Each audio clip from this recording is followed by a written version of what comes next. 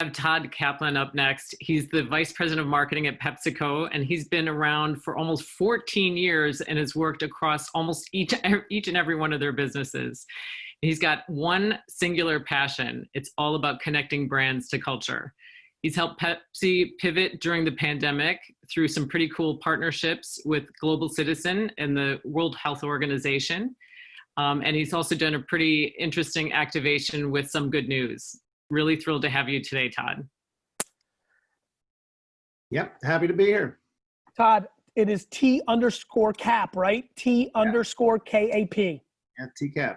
Awesome. Andre, maybe an innovation. I know we're in episode 1.5 right now. Maybe where we put everyone's names and titles, we add their Twitter handle on the Zoom so people have it. So it makes it easier for everybody. Because I will say this, selfishly, by far the best. I mean, we have incredible guests. Todd is unbelievable. I'm excited to get into this. But watching the Twitter, what people are quoting, what they're responding to has been phenomenal. Please, if you're watching right now, and also for the thousands that are watching right now, please take the URL of this Zoom and go share it. Let's get some more friends in here because there's quality stuff going on. Todd, first thing that caught my mind, 14 years in the same org. To bring value for everybody right now, you know, what are the tricks of not only staying in an org like Pepsi, but to ascend to the top? I mean, you're running Blue Can. That is the brand. It's called PepsiCo. You are running Blue Can Pepsi. You have easily one of the most important jobs in the world globally at PepsiCo. What's the trick to stay in a place for 14 years happily, if you're happy? I think it's one of those things I would have never thought that I would be at a company, you know, this long and to credit to PepsiCo is they keep it fresh. You know, you rotate, you try new jobs, you stretch yourself. And I'm a big proponent of if you're not learning, you're dying kind of an approach. And that's a big motivator for me is expanding my horizons, being exposed to new things. And so, you know, every couple years, you know, you rotate, you try something new, you get into a new line of business, new problems, you know, a turnaround, a different thing over here and there. And so that's for me what's helped keep it fresh, as well as just you know, the people. Like we have great, very talented people at our organization, and also the luxury of working on brands that are you know, staples in people's everyday lives that are just, you know, connected. And it's back to that passion around connecting brands to culture. It's a great kind of bridge. You know, we're not selling, you know, 9 out of 10 dentists recommend this product kind of stuff all day long. You know, we're trying to we're doing big things on the Super Bowl and sports and music and entertainment. So that, you know, as you combine all those things, combined with kind of how I'm wired with this kind of entrepreneurial spirit and liking to kind of break things, getting into this kind of big kind of corporate environment has been it's been a fun place to kind of work over this last bit. What's been the biggest opportunity and the biggest challenge of 2020, a brand of this size? I'm aware that the, you know, food services side of businesses like yours have been decimated. Mm-hmm. So not knowing exactly what we do work with Pepsi, which we're very happy, Todd, and we've had very good last year. I think we're building a lot of momentum together. So thank you for that opportunity. Yeah. That starts with you down. Big shout out to Nick and Connor and the rest of the team. What's been the biggest challenge and what's been the biggest opportunity in running something through the beginning of this year, Q1, which is always crazy for you because Super Bowl, you had a crazy successful Super Bowl halftime show this year. Yeah. And then as you're just probably gearing up for summer, which I'm sure for soda, let's call it what it is big time territory. And then boom, this happens. So break that down for me. Yeah, I think it's crazy. When you think of it 2020, you know, from a Pepsi point of view, we actually started the year really strong. We had just launched our a new advertising campaign, That's What I Like, which was our first new tagline in 20 years. We had a huge Super Bowl, as you said, big focus on Pepsi Zero Sugar with our spot. The halftime show with J-Lo and Shakira was the most talked about. You know, we look at this thing called Share a Voice. We had, I think, 43% of all the brand conversations on social were about Pepsi during the Super Bowl. So, I mean, we were killing it to start the year, and then all of a sudden COVID happens, and you're just like, oh my God. And I think, you know, when you look at just kind of the seismic shift that it takes in culture and just the world, you know, the rules, the business of the rules change in business and how it all works. And so the first and foremost thing we did is we wanted to focus on our people. I think like a lot of organizations, we have these frontline employees who are driving, you know, making, moving, and selling our product on a daily basis, keeping grocery stores stocked, all of that, making sure that they're safe and protected. And so we spend a lot of time, you know, protecting the safety of our 90,000 employees on our front line, as well as, you know, from a corporate standpoint, really doing a lot to provide protective gear, screening services, PepsiCo Foundation, meals, all that kind of stuff. But the real opportunity, as you talk about it, is as a brand standpoint, we have an onus as a brand that's connected to culture and music and providing, enjoyment and entertainment for folks on how we can kind of connect with people in an authentic way, which is really how we started during that transition period. After everyone got through the shell shock of, oh my gosh, this COVID thing is happening, like what the heck is happening?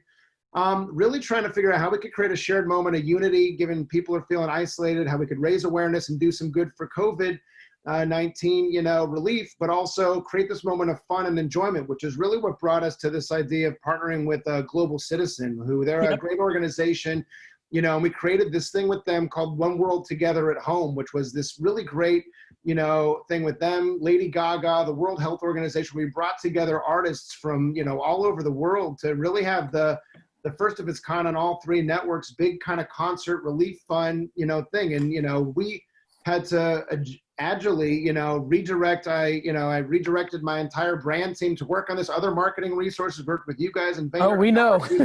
I was getting texts at 1:30 in the morning. I'm like, we got to move. It was batshit crazy, but we designed the logo for the thing. We helped with artist outreach, built a ton of marketing materials, shifted our media schedule against it, all in a matter of weeks to just create, Todd, on that note, I'm sorry to interrupt, but I want to get a lot in here before we bounce out. Another thing that we haven't touched on today, working from home. Have you been surprised, disappointed? What's been your observation on what you thought you could do with you and your team and your agency partners and others, and versus the reality? What did Todd Kaplan, the man, think going in, and what does he now believe? Yeah, it's interesting because working from home, like we've always been it's somewhat flexible work environment at PepsiCo, and people, you have a snow day, you work from home, you're working from the city. A lot of my team's based in New York City, and so they don't want to drive up to Westchester, so they'll work from the city for a day. So we've had Zoom. We've been on Zoom for a while, but what was interesting is like people back when it was there, no one would put their screen on. They'd always have the little sticky note covering their camera, and they'd just be on. They treat it like a conference call. I think now, because of necessity, everyone's really leaning in and using all the tech as it's intended, and it's actually working quite well and quite seamlessly, and and it's really nice. And I think Todd, I literally never want to be on a conference call ever again. I'm being one of the reasons I was skeptical and concerned is I'm a very touchy-feely. I like it in the room. I remember the last meeting I was with you, I'm like drawing on my desk. I like that stuff. Yet, this is working big time for me. I feel the humanity through it. I just do. And what for sure I can tell you right now, I am absolutely not going on a phone conference call because those stuff they've never been good for me.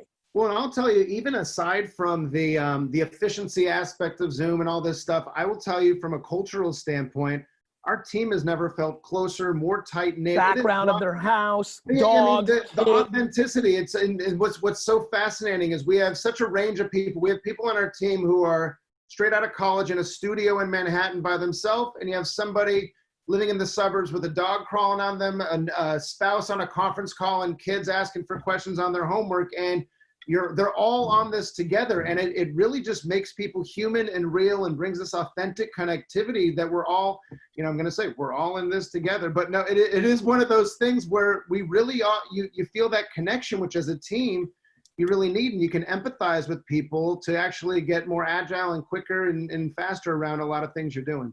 Todd, what about your media consumptions during this time? You've been working your face off, but in the pockets, hopefully you get a little time to refresh. Like, are you consuming new things? Has your consumer behavior changed? Have you bought something online? Have you ordered something? Like anything new? It's fascinating watching my consumer behavior because, I feel like we've known all these things have existed, like e-grocery delivery, right, for example, or Netflix, or all the kind of things that everybody, Zoom is a perfect example.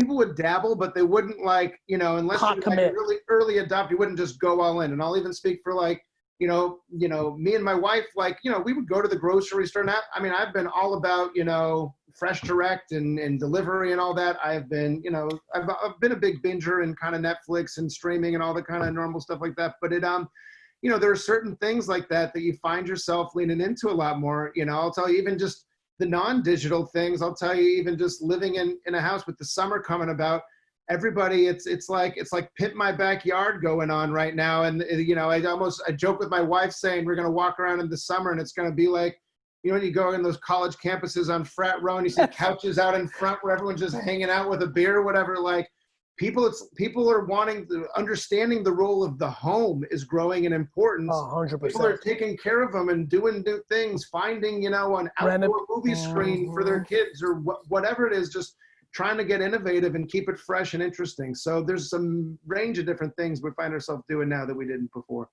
I love that. Todd, how do you go into the mindset of a major event? Because Pepsi shows up in the biggest things, Grammys or, sometimes officially, sometimes unofficially, side parties. What's your mindset when you attack something like Super Bowl or some of the other bigger things that you sponsor?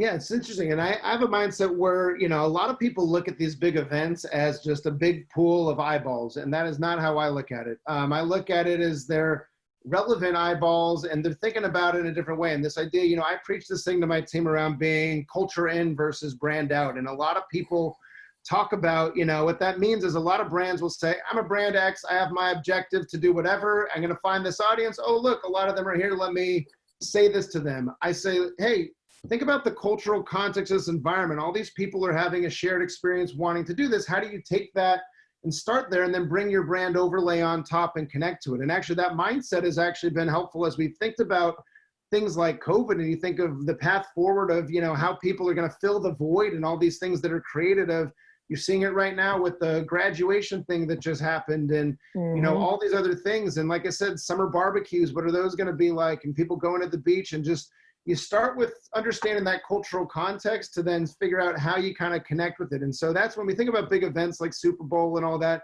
we always start with that and make sure just the things we're doing, we're going to be relevant to that audience at that time. Todd, I really appreciate you. It's good stuff, brother.